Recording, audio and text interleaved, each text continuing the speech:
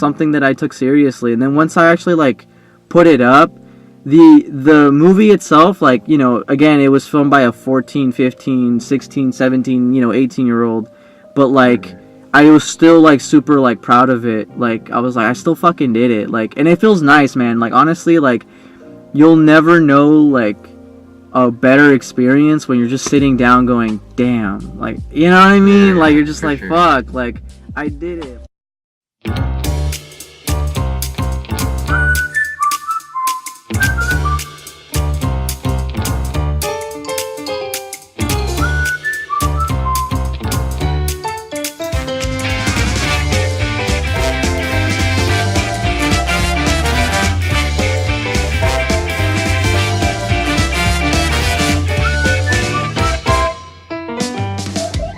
So let's see, after that you had like gotten a contact?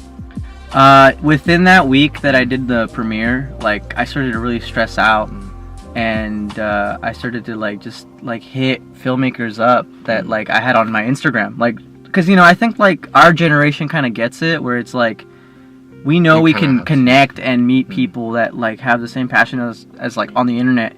And yeah, sometimes it's kind of shady and stuff, and you gotta be careful. But like, you know, when you meet those people that you know are genuine, like I was talking to this guy like Chris Hanna, who's my boss, shout out, and like I started being like, hey man, like I noticed you have some films that you've put on some festivals, and I'm like, do you have any advice? Like I'm really worried, and like I'm scared, and like I was being super like, I was venting to this guy, like honestly, I was like, I need like motivation. He was like, oh, don't worry about it. Like, remember, like you did, you know, just telling me the stuff that I really needed to hear. And once the movie came out, I was like, bro, look, I sent him pictures, like it was awesome. And he was like, oh, cool. And then out of the blue, he was like not even like that, but you know, it just kind of came where it was like, hey, you should work for me. And I was like, oh, what? I was like, oh yeah. And then I started to like look at his stuff, and I realized like, oh, this guy like he does it, like he does it for a living. Like it's not even that he's like, you know, a freelance. Like I mean, yeah, he's a freelance, but like he's got his business, like he's got it going, like he's got it like moving up. And like it went from me asking him for advice to him going, hey, you know, what can we do to get you over here? And I was like, where are you? And he's like, Texas. And it was like, you know, like yeah. Then it became kind of like, oh my god, like you know, it's crazy, man. Like I was so like I guess yeah, like at times I was very irresponsible with like my dream, but you know, I feel like sometimes you kind of have to like roll the dice, like you kind of have to risk it a little bit. Yeah, because like I remember as like when big thing. Yeah, it is a big thing. Or any artist. For real, honestly, like you have to be willing to go like, all right, like I'm going into the unknown. I didn't know people were gonna show up. People could have forgotten to go, or not have gone at all, or even walked out. You know what I mean? Like anything could have happened. But like, you know, I was remembering things like when Kevin Smith made like Clerks. He had spent like a ton of money. Like he had quit film school because he was like, I want to make my movie. So he took the money that his parents had given him for film school and he put it into Clerks, and he brought people from his school, and you know, he poured his heart and soul into that movie. And when it came time to release it, he had actually gotten into this like festival, which at the time was like a big deal for indie filmmakers, and no one was, besides the cast, there was like one guy there, like one older dude, and he just remembers like he watched his movie and he was like, oh my gosh, I spent so much money. There's a Clerks documentary if you want to see it. It's like that I watched on repeat. For sure. I'm not even lying, man. Like I've seen that documentary so many times. And that was something that I just kept watching before my premiere, because I was like, this is why I'm doing it. Like, this is why I'm doing it. And yeah, like, there was one guy, and, you know, they watched their movie, and they were like, you know what? We did it. Like, we were proud of it. And no matter what happens, we got this far. It turns out that one guy was like a guy, you know? Yeah, like one of those, like... takes one person. It takes one guy, dude. And I remember, like, wouldn't that be awesome if that happened? Yeah.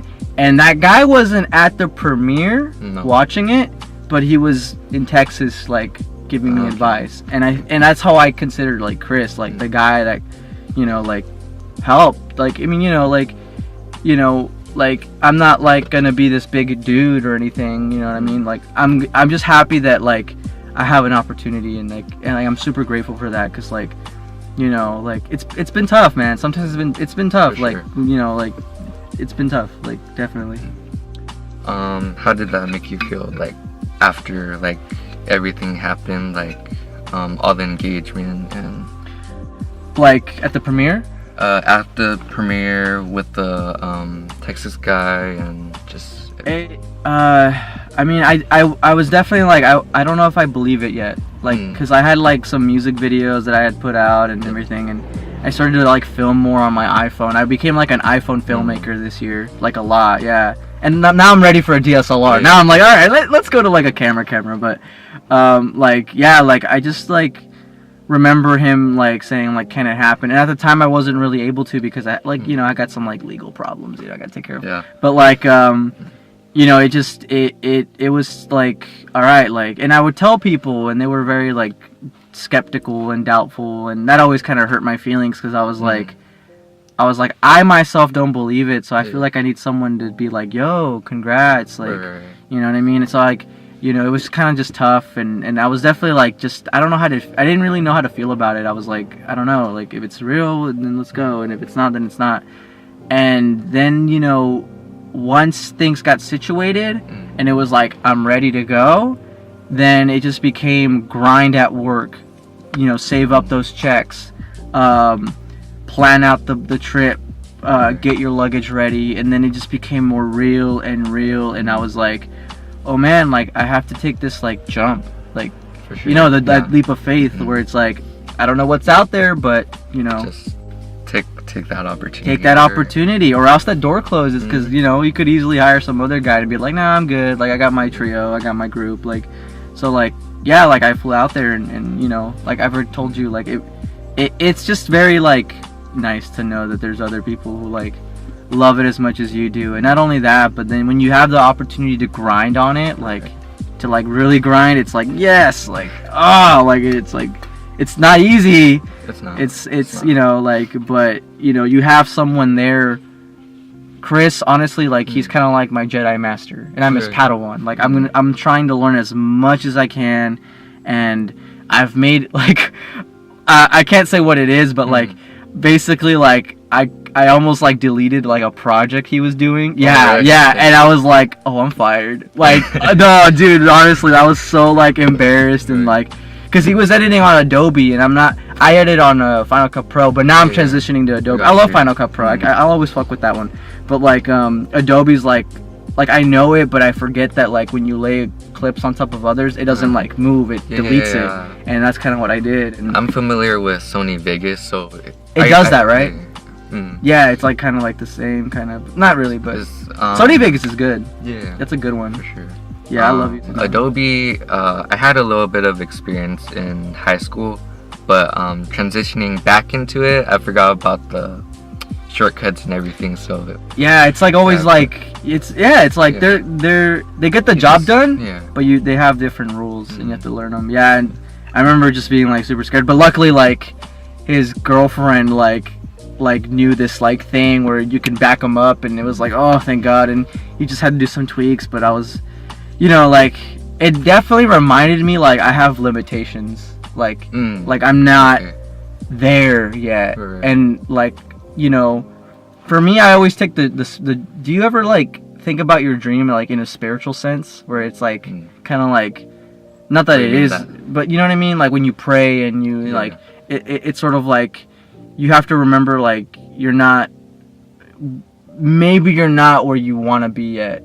And you have to like accept it and be like, okay, I'm here, but that's okay. Where do I need to go to get here and here and here and here and here and here, and you know, like continue to grow, and you know, like that little like moment really just made me like, it was like a slap in the face where it's like, Juan, just remember you don't know everything, and it's like, okay, I don't. I mean, it's all like a learning process. Even if you're like one of the greatest, you can still learn something. Yeah. People always have like some flops, and you have to like just kind of be like, okay, like take a breath, maybe scream internally, and then be like, all right, what can I do to like not screw that up next time. And you know, it's like a learning process, trial and error.